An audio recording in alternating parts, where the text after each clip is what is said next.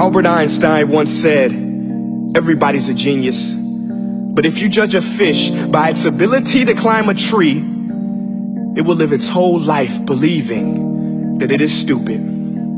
Ladies and gentlemen of the jury, today on trial we have modern day schooling. Glad you could come. Not only does he make fish climb trees, but also makes them climb down and do a 10-mile run. Tell me, school, are you proud of the things you've done? Turning millions of people into robots, do you find that fun? Do you realize how many kids relate to that fish swimming upstream in class, never finding their gifts, thinking they are stupid, believing they are useless? Well, the time has come, no more excuses. I call school to the stand and accuse him of killing creativity, individuality, and being intellectually abusive. He's an ancient institution that has outlived his usage. So, Your Honor, this concludes my opening statement, and if I may present the evidence of my case, I will prove it. Proceed. Exhibit A. Here's a modern day phone. Recognize it? Here's a phone from 150 years ago. Big difference, right? Stay with me. Here's a car from today, and here's a car from 150 years ago. Big difference, right? Well, get this. Here's a classroom of today, and here's a class we used 150 years ago. Now, ain't that a shame? In literally more than a century, nothing has changed. Yet you claim to prepare students for the future? But with evidence like that, I must ask, do you prepare students for the future or the past? I did a background check on you and let the record show that you were made to train people to work in factories, which explains why you put students in straight rows, nice and neat, tell them sit still, raise your hand if you want to speak, give them a short break to eat, and for 8 hours a day tell them what to think. Oh, and make them compete to get an A letter which determines product quality, hence grade A of meat. I get it. Back then, times were different. We all have a past. I myself am no Gandhi.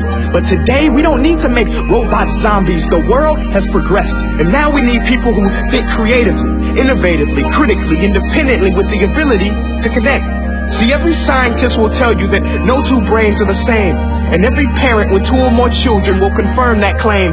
So please explain why you treat students like cookie cutter frames or snapback hats, giving them this one-size-fits-all crap. Watch your language. Sorry, Your Honor, but if a doctor prescribed the exact same medicine to all of his patients, the results will be tragic. So many people will get sick, yet when it comes to school, this is exactly what happens. This educational malpractice, where one teacher stands in front of 20 kids, each one having different strengths, different needs, different gifts, different dreams, and you teach the same thing the same way? That's horrific. Ladies and gentlemen, the defendant should not be acquitted. This may be one of the worst criminal offenses ever to be committed. And let's mention the way you treat your employees. Objection. Overruled. I want to hear this. It's a shame. I mean, teachers have the most important job on the planet, yet they're underpaid? No wonder so many students are short-changed. Let's be honest. Teachers should earn just as much as doctors, because a doctor can do heart surgery and save the life of a kid. But a great teacher can reach the heart of that kid and allow him to truly live. See, teachers are heroes that often get blamed, but they're not the problem. They work in a system without many options or rights. Curriculums are created by policymakers, most of which have never taught a day in their life. Just obsessed with standardized tests. They think bubbling in a multiple choice question will determine success. That's outlandish. In fact, these tests are too cruel to be used and should be abandoned, but don't take my word for it. Take Frederick J. Kelly, the man who invented standardized testing, who said, and I quote, "These tests are too cruel to be used and should be abandoned." Ladies and gentlemen of the jury, if we continue down this road, the results will be lethal. I don't have much faith in school, but I do have faith in people. And if we can customize healthcare, cars, and Facebook pages, then it is our duty to do the same for education, to upgrade and change and do away with school spirit, because that's useless. Unless we're working to bring the spirit out of each and every student, that should be our task. No more Common Core. Instead, let's reach the core of every heart in every class. Sure, math is important, but no more than art or dance. Let's give every gift an equal chance. I know this sounds like a dream, but countries like Finland are doing impressive things. They have shorter school days. Teachers make a decent wage. Homework is non-existent, and they focus on collaboration instead of competition. But here's the kicker, boys and girls. Their educational system outperforms every other country in the world.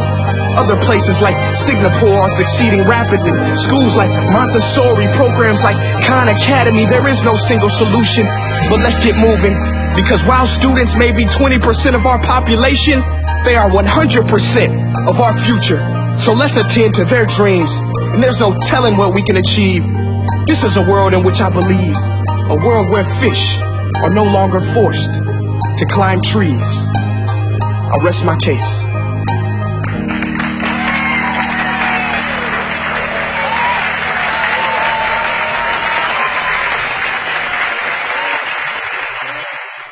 Hey guys, thank you so much for watching that video.